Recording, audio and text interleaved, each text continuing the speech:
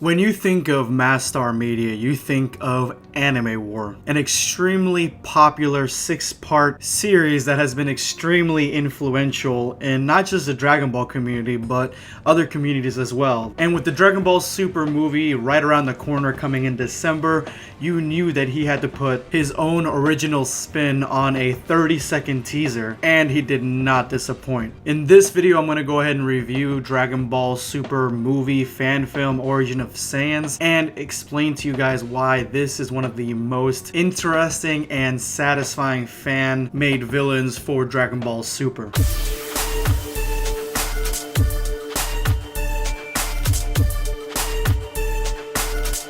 Know your place, worm. Prepare yourself. Damn Saiyan.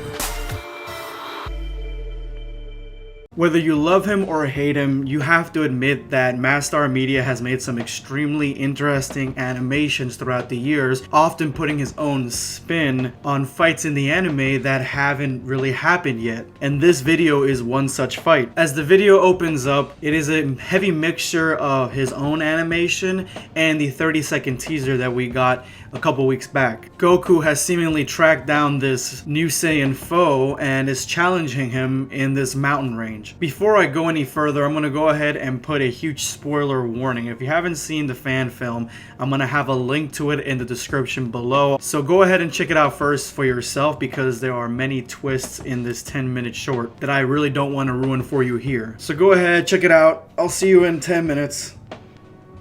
So according to Mastar's version of what the Dragon Ball Super movie could be, this unknown Saiyan is not Yamashi. It is a seemingly new character called Akumo. And not only is he a god, but he is the father of all Saiyans. Now I gotta say, with the character design, they did a really good job getting this guy talking and feeling like an actual adversary. His dialogue and presence make him seem more like a god than any of the gods of destruction or other gods that we've seen in the actual Dragon Ball Super anime. So I gotta go ahead and give huge kudos to Mastar Media and his team, because they did a great job with this guy. Now there's only one major inconsistency, and that is his armor. His armor is from the era of Frieza taking over the Saiyans, while it is confirmed that the armor that the ancient Saiyans had looked very similar to the planet Sadala Universe 6 Saiyans. Very similar to the Saiyan from Dragon Ball Legends. I definitely like the added touch with the conversation between Akumo and Goku. It seemed very similar to Jiren. Akumo was asking Goku why he fights, why he seeks strength, and Goku replies he wants to fight strong guys for himself essentially, and Akumo was like, oh well, you remind me of a younger me. And then that's when we get into the first clashes where they're fighting in their base forms.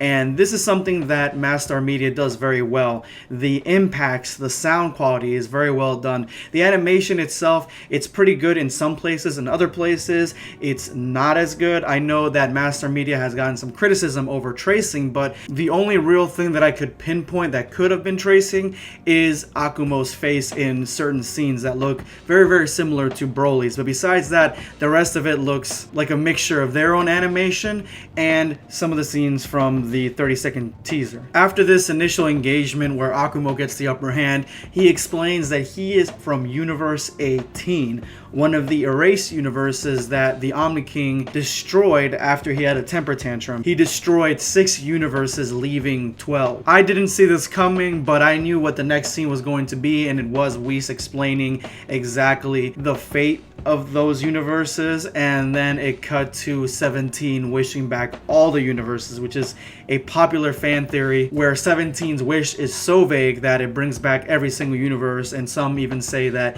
it brought back Zamazu's universe. And here is where we start diving into some of the lore of this fan film. And Mastar is no stranger at creating lore. That's essentially all of what the Anime War episodes is all about, this intricate lore. And for this character Akumo, I think they did a fantastic job with it, because not only is he from Universe 18, but back in the day, or whatever type of god he is, he was set in charge of 3 universes because apparently universes came in sets of 3. But when the Omni King destroyed those universes, he destroyed this guy as well, and then 17 brought him back. He wants to take revenge on the Omni Kings and claim every single universe, not just the ones that were brought back. Honestly, so far so good. Not only does this guy have a motive, he's got a revenge story, he's got a deeper connection to the lore of the original anime, and in a sense he's got a tragic backstory because he was just erased without really any reason to have been. So far this is an extremely compelling quote-unquote villain. Goku goes Super Saiyan, and this god states that that is not the Super Saiyan form. Apparently the genes have been diluted through millennia, and he's got the original Super Saiyan form, which is exactly what Kale's form is, except with larger fangs. And that's something that I've been pinpointing to in my recent videos talking about the movie, that it needs to explain this. And I guess Mastar Media was on the same page. In the fight, not only does Goku go Super Saiyan, he goes Super Saiyan Blue Kaioken, and he really can't defeat this guy, so he goes into his mastered Ultra Instinct form. He states that he can control it now, and he pops right into it, shocking this god, but this god also states that, well, I invented Mastered Ultra Instinct, and then he goes into Mastered Ultra Instinct, and that's where the episode ends. This is the only part that I'm a little bit iffy on, essentially because of the fact that at the end of Dragon Ball Super, they were hinting at the loss of Ultra Instinct and that we wouldn't be getting it back. So this was a welcome change for me because I do want to see it, but I don't want to see Mastered. I want to see Omen, because really when it comes to Goku being able to fight other characters, when he has just Mastered Ultra Instinct, just pop into it, it makes him essentially the Superman of the universe, or the Goku of the universe, I guess, and he can fight anybody he wants and essentially win. The writers at the end of Super took that away from him, so now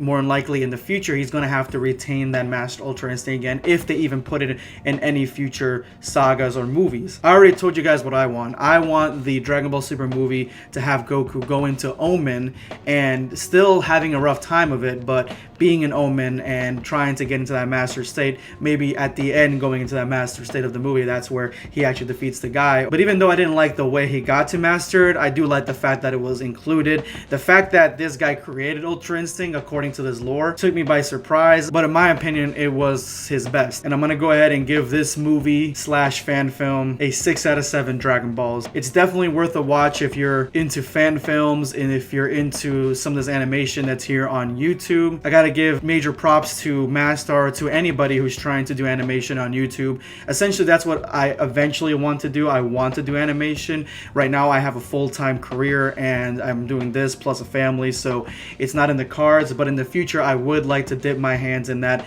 and see what kind of interesting stories I can tell. So guys like this, or like SSJ9, Cartoon Hooligans, or Pyroclasm Animations, I really admire, because this is something that I would eventually like to do, and I know it's not easy to put that much resources and that much effort into making some of these animations, so kudos to all of you.